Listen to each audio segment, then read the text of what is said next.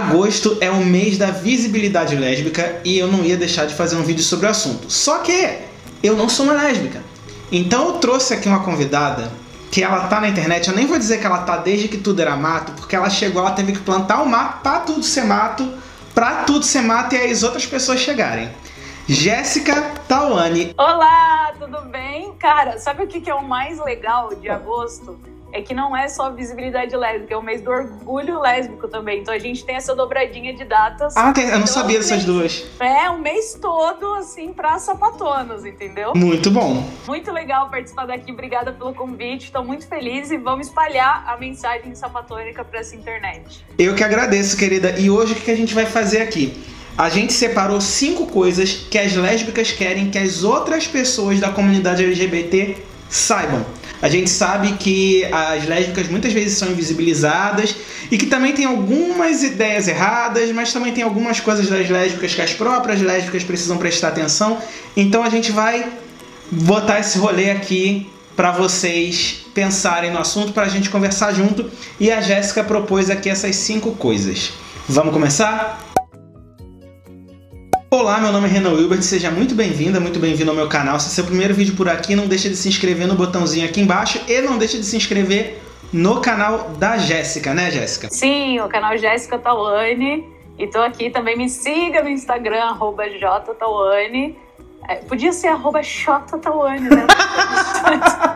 Dependendo se for argentino. Amiga, então, a gente separou aqui as 5 coisas, né, que as lésbicas querem que os LGBTs saibam. E qual que é a primeira aí da lista? Ó, existem lésbicas trans e existem lésbicas cis que não são transfóbicas. E isso é uma verdade, gente.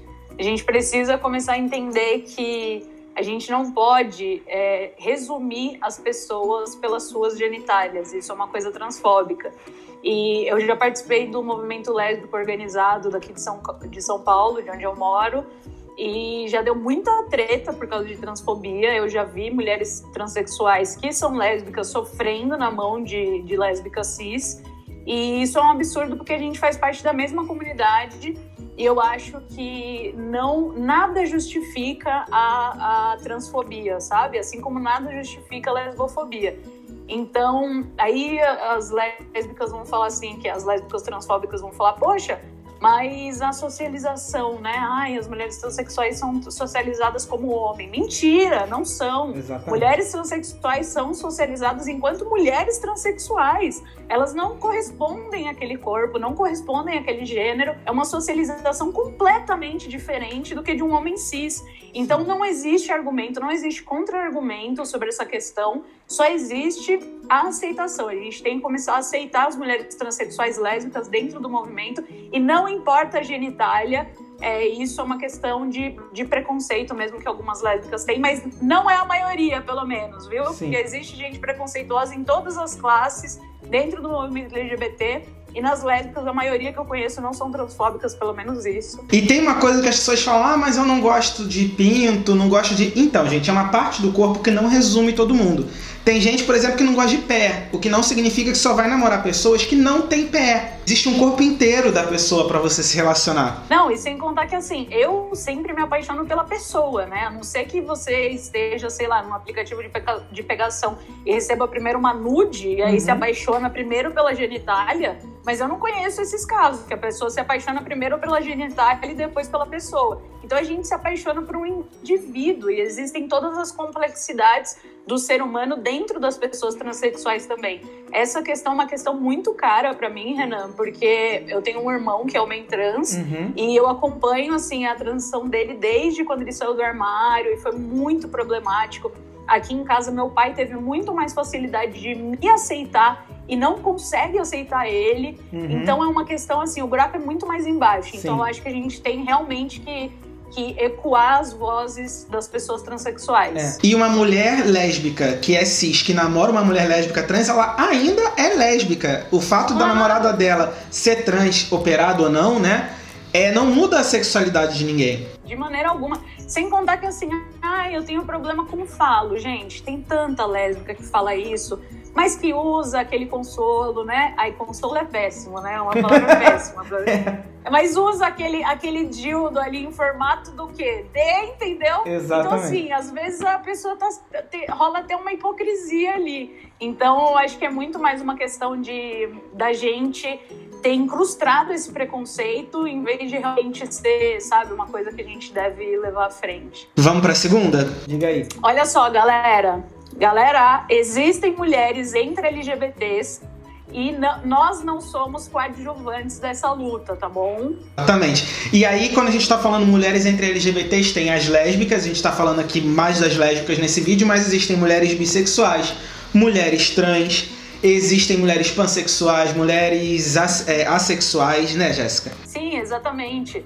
E o mais legal disso tudo é que a gente consegue ter diversidade dentro da própria comunidade. Então é muito prazeroso para mim militar do lado de homens, por exemplo, e conseguir ensinar um pouco de feminismo, conseguir ensinar um pouco das estruturas patriarcais, de como isso me afeta. Então, entender que é uma comunidade tão ampla e diversa que acaba que a gente se balanceia, a gente se ensina entre nós mesmos. Então, ser uma comunidade que existem mulheres e mulheres protagonistas e ser uma comunidade que tem homens junto, eu acho que é muito, muito, muito bom, assim. Eu acho que é uma coisa que todo mundo ganha, sabe? Porque a gente realmente um colaborando com o outro. Então, eu acho isso lindo. Importante, inclusive, pra gente ficar ligado nos homens que são LGBTs, mais especificamente até os homens gays, de ficar ligado na própria misoginia e no próprio machismo. Exatamente. Você vê que não é uma questão que recai só sobre a comunidade LGBT, né? A misoginia, o machismo, isso é numa questão da sociedade como um todo, né? Homens heterossexuais cis, mulheres heterossexuais cis também estão debaixo desse guarda-chuva da misoginia, do patriarcado. Mas é muito interessante porque dentro da nossa comunidade, como a gente já tem a questão dos grupos minorizados em voga dentro de nós, né, quem somos, isso fica muito mais fácil de ser aprendido e de ser passado. Então isso realmente, isso que você falou me contempla muito. Por isso que a gente sempre bate nessa mesma tecla que não é parada gay, é parada LGBT, o parada do orgulho LGBT. E LGBT já tá bastante defasado, bastante redutivo. Tem o Q, tem o I, tem o mais. Me dá assim uma dorzinha no meu ânus quando a pessoa fala que é parada gay. Vi artista falando em show na própria parada, falando eu tô na parada gay. Não tá na parada gay. E aí eu me sinto cômoda. Exatamente. Eu fico tipo, então não é a minha parada. E é a minha parada. Vamos pra terceira? Olha só, galera, pornografia lésbica não é feita pra lésbicas. Polêmica, isso é uma coisa que muita gente pensa, né? Porque o pornô gay, ele é feito para homens gays, né? Tem até mulheres hétero que assistem pornô gay, mas a pornografia lésbica é pra quem? Não, é pra homem hétero. Exatamente. É feita por homem hétero pra homem hétero. Então, na verdade, tudo ali tá de uma forma muito objetificada, de uma forma muito surreal. Não é assim que acontece. As mulheres não se pegam daquela forma. Tudo ali tá muito performado, tá muito performático para suprir um desejo que os homens héteros e uma fantasia que eles têm, que é lesbofóbica, porque nós não nos resumimos a sexo. E sem contar que, assim, o meu sexo, assim, o sexo que eu faço é privado, entre quatro paredes.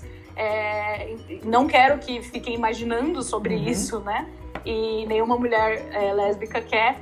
Então, esse tipo de pornografia não é feito realmente para lésbicas. Quando eu assisto, tanto que eu não assisto. Eu não sinto prazer, não sinto tesão algum assistindo. Pra mim, o pornô gay até... Eu fico com mais tesão vendo pornô gay do que pornô lésbico, porque parece mais real o negócio, entendeu? Ainda não é exatamente assim, porque o pornô... Todo pornô é uma grande performance, né? A não ser que seja o vídeo das pessoas fazendo ali amador em casa, mas pornografia é uma performance, que não é o sexo, né? Então, tanto que muita gente... isso tem várias pesquisas que apontam, né? Que muita gente que começou a ter acesso à pornografia depois da banda larga começou a desenvolver questões sexuais mesmo, questões de distúrbios e dificuldades pelo excesso de pornografia e pelas imagens erradas que a pornografia passa do sexo. E quando a gente fala do sexo entre mulheres, é muito pior, né? Sim, com certeza. E, nossa, e a pornografia, ela reafirma muitos padrões, assim, né? Padrões de beleza, padrões estéticos, padrões corporais. E, por exemplo, vagina, né? A vagina no pornô, ela é sempre depilada, ela é sempre... Primeiro que eu acho o pornô, ele é muito...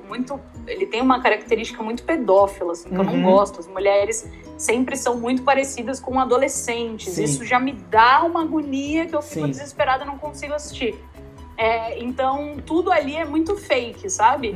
E a não ser que seja um casal lésbico, faz aquilo porque quer. Eu nunca achei, nunca consegui achar um casal lésbico que faz e que posta, não pelo menos nos Xvideos gratuitos da vida, né? Que eu acho, imagino que em algum pago deve ter, né? Mas eu nunca fui atrás, nunca procurei. Mas, de fato, pornografia lésbica não é feita pra mim, sabe? Não é feita pra mulheres lésbicas ou bissexuais. Nada impede que alguma lésbica, por acaso, tenha tesão naquilo, mas... ele não é feito pensando nesse público. Da mesma forma que tem mulheres héteras que gostam de pornô gay, tem mulheres lésbicas, tem de tudo, né? Que gostam de qualquer coisa. Mas o público pensado é pra agradar o homem. É toda uma estética, é toda uma performance pensada no homem hétero. Exatamente. O público-alvo... O público-alvo não é para as lésbicas, é isso, basicamente. Vamos pra quarta, então. A quarta eu amo, que é uma coisa assim que, cara, nossa, eu já estudei muito isso e é uma coisa que me orgulha muito. Durante a epidemia de HIV dos anos 80 e a ditadura militar no Brasil, as lésbicas foram para a linha de frente e para o enfrentamento político. Então, tem, assim, é muito interessante porque que nem o dia 19 de agosto, né, o dia do orgulho lésbico. Por quê? Porque teve o que é considerado o pequeno Stonewall do Brasil, que foi quando as lésbicas fizeram uma revolução num bar aqui de São Paulo, que se chama Ferros Bar. Era onde elas se reuniam e distribuíam até um folhetinho, uma revistinha chamada Xana com Xana. E aí foram lesbofóbicos com elas, o dono do bar foi lesbofóbico, não queria que elas se organizassem ali. E aí elas invadiram e pegaram de bonde o lugar e fizeram toda uma ação ali. E isso foi reconhecido como o pequeno Stonewall brasileiro. Legal. Então essa data ficou marcada. No dia 29 de agosto, que é o dia da visibilidade lésbica, a gente teve em 1996, aqui no Brasil, o primeiro SENALE, que era o Seminário Nacional de Lésbicas, né? Agora esse Seminário Nacional de Lésbicas e Bissexuais, né? Na época era só de lésbicas. E então já é um movimento que ele já vem de anos, né? Na verdade, o movimento organizado de lésbicas começa em 1979, quando lésbicas entram no grupo Somos, né? Que é o primeiro grupo de LGBTs organizado do Brasil. E eu tenho referências aqui para as pessoas que quiserem conhecer mais sobre essa história. Tem um livro que é muito massa, que se chama Ditadura e Homossexualidades. É um livro do James N. Green e do Renan Quinalha. Sim. E aí tem contando tudo sobre a comunidade LGBT na época da ditadura, e eles falam muito sobre a ação das sapatonas, né? E durante a ditadura militar, teve uma grande manifestação, assim, contra a ditadura militar, e quem estava literalmente na linha de frente, eu tô dizendo literalmente, assim, a primeira linha, assim, da manifestação era o GALF, que é o Grupo de Ação Lésbico Feminista. Legal. Então você vê isso nos anos 60, 70, né? A gente ainda pensa também como eram tratadas as mulheres na época, né? Que além de toda a LGBTfobia, era uma sociedade ainda mais machista que hoje. Não, total. E assim, como não era esperado das mulheres aquele enfrentamento político, essa autonomia, né? A gente não tinha autonomia para fazer nada. E eu fico muito, assim,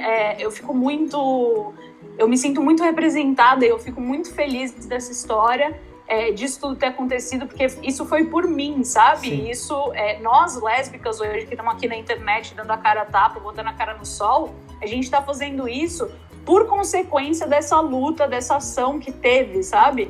E tantas mulheres... E, por exemplo, no livro do Renan Quinali e do James, eles comentam sobre a Operação Sapatão.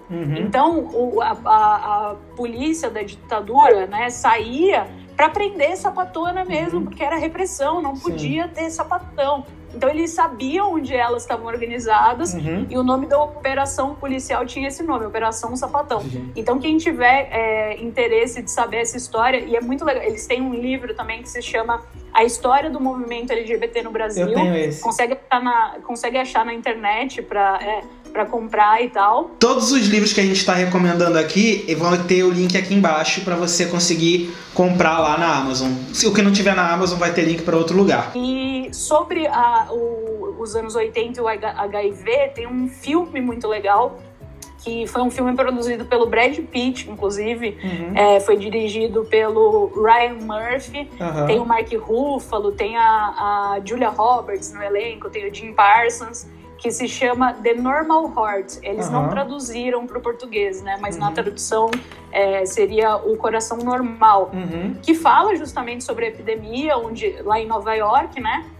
O roteiro, inclusive, é de um ativista LGBT, né? Ele era gay, do Larry Kramer, que faleceu esse ano, e ele teve um enfrentamento político na questão do HIV muito forte, e mostra como as mulheres lésbicas, por mais que elas não estivessem sendo infectadas, elas fizeram uma corrente de ajuda e se mobilizaram e se reuniram ali para ajudar justamente os parceiros de luta, os homossexuais, as mulheres transexuais, enfim. E isso mostra claramente no filme a coisa mais linda e emocionante. Então, acho que eu recomendo para as pessoas esse livro e esse filme. Assim, eu morro de orgulho dessa história. Tem uma série, Jéssica, não sei se você já viu, chama When We Rise, que conta a história da militância LGBT em São Francisco e tal. E essa série mostra uma enfermeira lésbica que tinha muitos enfermeiros e muitas enfermeiras que não queriam tratar pacientes com HIV, porque na época eles não sabiam como se pegava a doença, se era contagiosa pelo ar, e eles viam as pessoas morrendo, ficavam com medo, e tinha toda a questão da homofobia, e ela tomou a frente da situação. E é bem bacana mesmo. Eu baixei essa série toda, mas ainda não vi. Maravilhosa, você que tá vendo, não tá em nenhum streaming, mas existem meios aí sempre pra assistir. Eu adoro essa série. Eu não gosto de baixar coisas, mas eu não achei em nenhum lugar, então eu tive que baixar, mas tá lá guardadinho ainda, não assisti, preciso fazer isso na minha vida. Agora, sabendo que tem lésbica, eu já fico mais animada, porque quase nada tem lésbica nessa vida. Vamos pra quinta e última coisa que as lésbicas querem que LGBTs saibam. Vamos lá. Sim, isso é um estereótipo que eu não sei de onde vem. Mas é o seguinte... Nós somos tão diversas quanto toda a comunidade. Não somos bravas ou raivosas. Não existe só lésbica que performa masculinidade, como não existe lésbica que performa só feminilidade. E não existem apenas relacionamentos heteronormativos, onde uma performa masculinidade e a outra performa feminilidade. Ou seja, não existe uma sapatão, existem várias sapatões, várias lésbicas. E essa é a grande beleza do brejo. Exatamente, o nosso brejo, ele tem rã, ele tem perereca, ele tem sapo-boi, ele tem, entendeu? Ele é toda uma miscelânea ali de sapatonas e de mulheres bissexuais. E é muito interessante porque essa fama de brava e de raivosa as feministas também têm, né? E é interessante porque quando a gente milita de uma forma mais contundente, quando a gente não que nem, por exemplo, vou dar um exemplo aqui entre nós. Sim. Você tem uma forma de militar bem combativa, né? Eu sigo muito você no Instagram e seus posts são bem, assim, você vai na questão e fala e tal. Eu já tenho uma forma de militar mais compassiva, né? Sim. Eu sou mais de entender o outro, de explicar, ser didática e não sei o quê. E eu acho que um complementa o outro, sabe? Tem que ter os dois mesmo, porque um chega e o outro chega em outras pessoas, né? Cada um chega em quem tem que chegar. E quando a gente se afirma de uma forma mais contundente mesmo, isso não é esperado da mulher. Sim. Então, as pessoas se chocam, então falam assim, olha só, que brava, sendo que se fosse um homem seria, olha só como ele é firme, Sim. olha como ele é seguro de si. E quando é a mulher, ela é raivosa, Sim. sabe? É aquela coisa da Beyoncé que ela fala, né? Eu não sou, I'm not bossy, I'm the boss, Sim. sabe? Ela tem que afirmar isso na vida dela.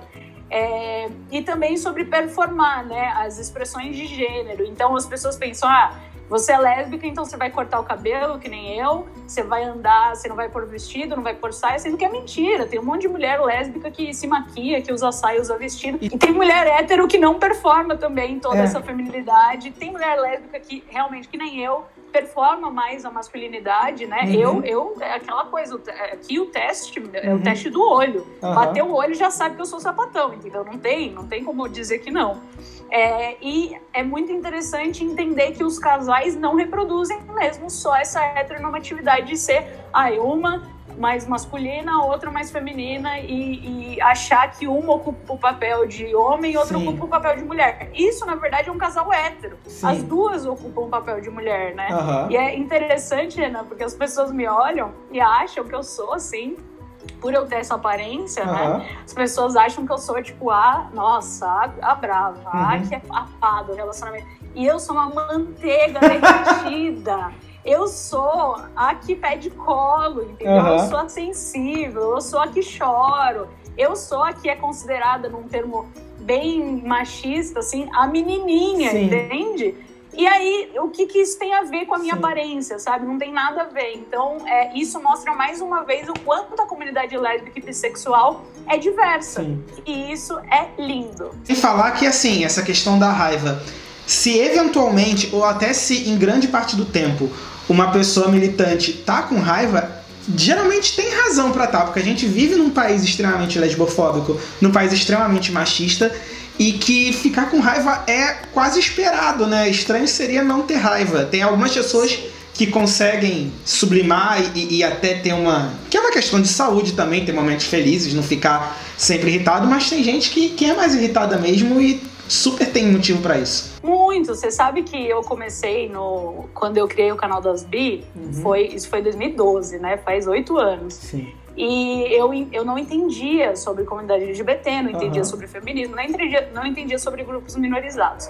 E aí, conforme eu fui entrevistando pessoas e fui adquirindo esse conhecimento, né, essa vivência e tudo, e fui entendendo que a minha vida era justamente permeada por todos esses preconceitos, né, pela misoginia, pelo patriarcado, pela lesbofobia, enfim, eu comecei a ficar puta, eu comecei a ficar muito brava, E aí, eu virei nos vídeos aquela militante nervosa e tal. E aí eu olhava e falava, cara, mas eu não sou assim. Mas naquele período, eu tive que estar assim. É um processo também, de todo mundo. Foi um processo, justamente. E aí depois, eventualmente, a raiva passa, né? Claro, você vai entendendo as coisas, vai começando a ficar mais calmo.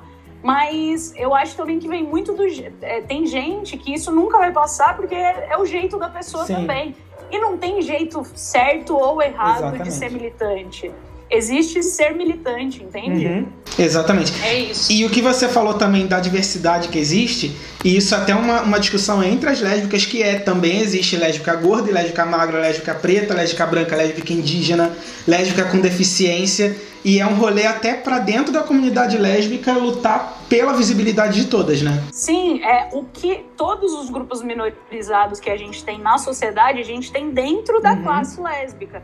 Então você pode ver, cara, lésbicas negras têm muito menos alcance e visibilidade do que lésbicas brancas. Você pode ver lésbicas com alguma deficiência. Eu não conheço, por exemplo, quem faz esse trabalho na internet. Então são realmente grupos minorizados dentro de um grupo minorizado, porque a gente está nesse guarda-chuva na sociedade, né? Mas é isso, a classe, o grupo lésbico, ele tem gente de toda forma, de todo jeito, de toda espécie, assim, a gente é tão diversa quanto a própria sociedade. Exatamente. Jéssica, muito obrigado por ter participado, por ter dito essas coisas. Eu acredito que quem assistiu o vídeo aprendeu muito. E se você aprendeu alguma coisa, deixa seu like aqui no vídeo, diz o que você não sabia e que você aprendeu nesse vídeo, que a Jéssica vai dar uma lida, eu vou dar uma lida. E quem sabe, talvez passando essa pandemia, a gente se encontre e faça uma parte 2. Sim, pessoalmente, por favor. Ai, sim. E aí a gente também tem que fazer uma collab lá pro meu canal. Com certeza. Com certeza. Não é? Beleza, eu amei participar, espero que você tenha gostado, espero que o público tenha gostado também. Eu acho muito legal essa abertura, sabe, que outras pessoas que a gente tem mesmo para aprender sobre outros grupos da nossa comunidade. Uhum. Então, espero que esse vídeo seja assistido não só por lésbicas, mas também por gays, por homens trans, enfim, por todo o grupo ali LGBT. Uhum. E fico muito feliz de ter essa oportunidade e esse espaço. Obrigada, Renan. Eu que agradeço. E muito obrigado a você que assistiu esse vídeo até o final. E a gente se vê no próximo vídeo. Tchau, tchau.